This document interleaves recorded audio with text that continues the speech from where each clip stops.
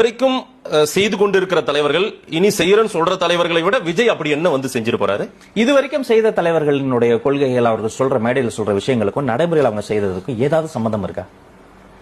Madhesh brother, நம்ம உங்க வீடுகள் வருமா தெரியல, காலையில இடியாப்ப வண்டி ஒண்ணு போகும், ஆசையா வாங்கலாம், வெளில வந்தா வண்டி போயிடும், சத்தம் மட்டும் தான் இருக்கும்.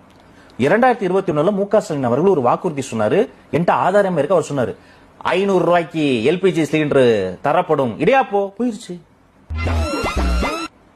எவ்வளவுக்கு வாங்குறீங்க எல்பிஜி? 75 ரூபாய்க்கு பெட்ரோல் தரப்படும், இடியாப்போ போயிருச்சு. பெட்ரோல் இல்லைங்க, கேட்டேன், வயிறு எரியுதுங்க.